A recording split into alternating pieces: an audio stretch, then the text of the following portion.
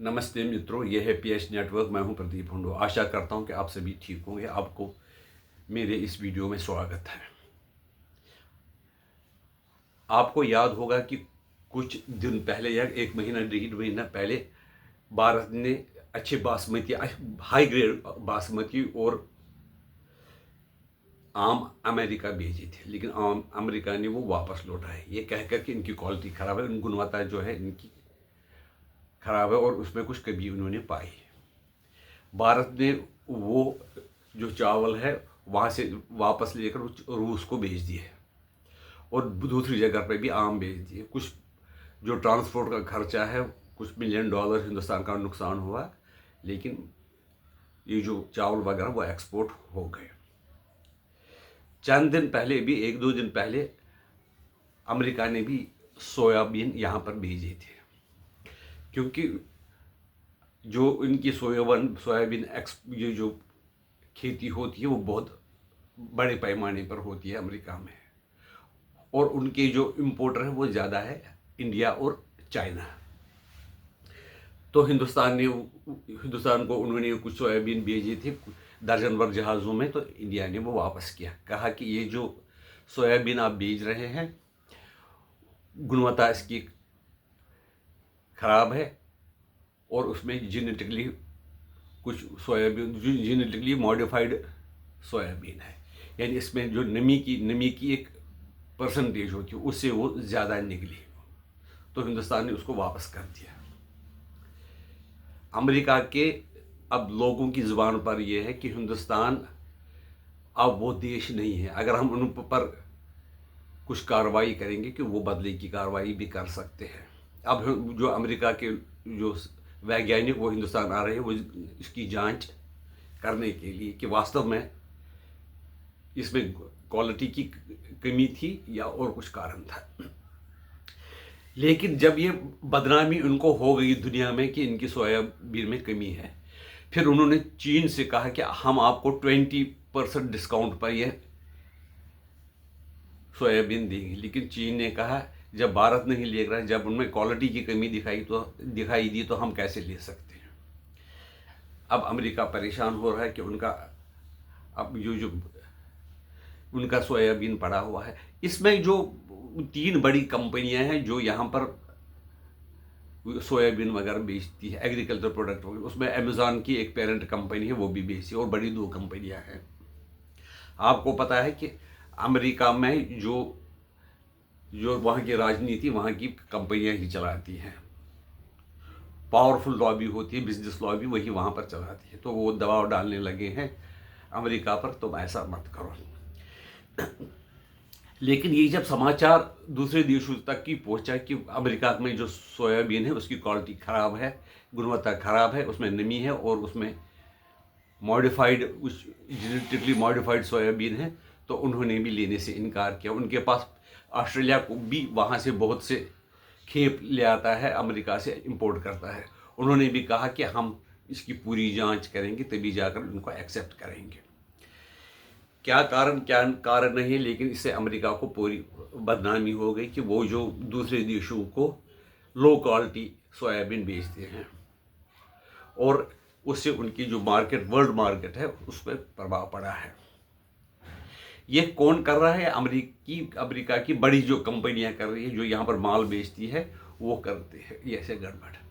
Low quality जो है, कहते हैं ये सोच कर कि हिंदुस्तान वाले क्या टेस्ट करेंगे, हमारे पास तो लेबॉर्ट्रियाँ हैं, हमारे पास टेस्टिंग की फैसिलिटी हिंदुस्तान के पास क्या होगी, तो वो जैसे भी माल वहाँ पर भेज देगी वो खप जाएगा, वो चल जाएगा। लेकिन हिंदुस्तान ने ये करके दिखाया कि उनके पास भी लेबॉर्ट्रियाँ हैं, टेस्टिंग फैसिलिटी है जिसमें वो टेस्ट वगैरह कर सकते हैं।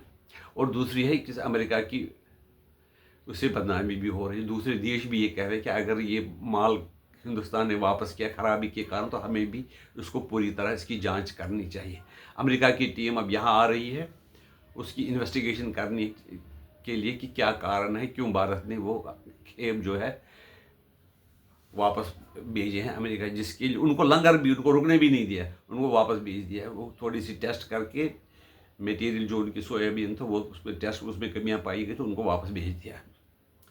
अमेरिका एक्सपेक्ट ही नहीं करता, उनको आशा नहीं था कि हिंदुस्तान हमें इस तरह से बदले की भावना से काम लेगा। लेकिन क्या है कि हिंदुस्तान जो है वो कहता नहीं करता है। लेकिन ये जो उनका राष्ट्रपति है अमेरिका का राष्ट्र, वो बोलता ज़्यादा है, करने की क्षमता उसमें कम है। अब बताइए, आप ही ये निर्णय कीजिए कि हिंदुस्तान ने सही किया कि नहीं किया कि उनकी जो सोयाबीन है उसको वापस बेच कर। इतना ही नहीं, हिंदुस्तान ने भी कहा कि आगे से भी अगर आपको कुछ माल बेचना होगा तो उसमें पूरी गुणवत्ता सही होनी चाहिए और उसमें जांच पूरी तरह से गहरी जांच होगी, उसके बाद ही हम जो सोयाबीन को यहाँ आने देंगे। और हिंदुस्तान ने जो अपने जो मार्केट, दूसरे मार्केट देखे हैं जहाँ से वो सोयाबीन इंपोर्ट करेंगे, और वो शायद हो सकता है कि अमेरिकी मार्केट को हमेशा के लिए सोयाबीन के लिए इंडिया बंद कर देंगे। जब तक कि अमेरिका सुधर न जाए। लेकिन एक चीज़ है, ये जो अमेरिका को अभी भी लगता है कि हम बहुत बड़ी कंट्री है, हम बड़ी पावरफुल कंट्री है, तो हम जैसे भी उसकी बाजू मरोड़ सकते हैं। लेकिन है ये अमेरिका एक धोखेबाज कंट्री है। यही लोग हैं जिन्होंने बिजनेस के बहाने से हिंदुस्तान में कारोबार करने का फैसला किया। दरअसल उनको मकसद ये था कि हिंदुस्तान पे कब्जा करना है।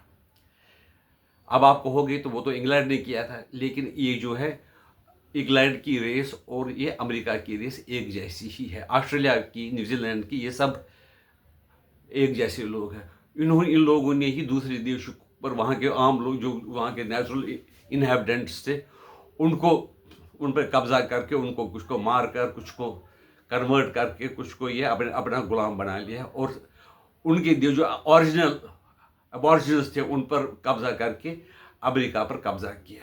ये लोग जो आजकल ये कह रहे हैं कि अमेरिका फॉर वाइट्स, ये इनकी भूल है। उनको ये शायद वो भूल गए, ये जो लोग हैं ये तो इंग्लैंड से आए हुए लोग हैं, ये अंग्रेज़ है, ये इनका असली मातृभूमि नहीं है। इसी तरह से ये जैसे उन्होंने धोखे से इन देशों पर कब्जा कर लिया, हिंदुस्तान पर भी अंग्रेज़ों ने कब्जा किया, लेकिन फिर हिंदुस्तान वाले समझ गए तो धीरे धीरे उनके कब्जे से अपने आप को छुड़ाए। इसी तरह से ये सारी दुनिया में अभी भी यही बिजनेस के तरीके से सारी दुनिया को गुलाम बनाना चाहते हैं। लेकिन चाइना एक ऐसा देश है जो बड़ा पावरफुल हो गया है, तो उनके साथ वो कर नहीं पाते। अब वो लग रहा है कि अगर चाइना के साथ हम टकरा नहीं सकते, अब हिंदुस्तान के साथ टकराएंगे। लेकिन हिंदुस्तान में जब तक मोदी है तब तक उनका हिंदुस्तान पर को गुलाम बनाना नामुमकिन है। आपकी राय इसके बारे में क्या, हमें बता दीजिए। कमेंट करके आप अपनी राय हमें लिख सकते हैं। और आपसे ये अनुरोध है कि हमारे वीडियो को लाइक कीजिए। जिन्होंने अभी तक सब्सक्राइब नहीं किया वो हमारे वीडियो को, हमारी चैनल को सब्सक्राइब कीजिए। भारत माता की जय। वंदे मातरम।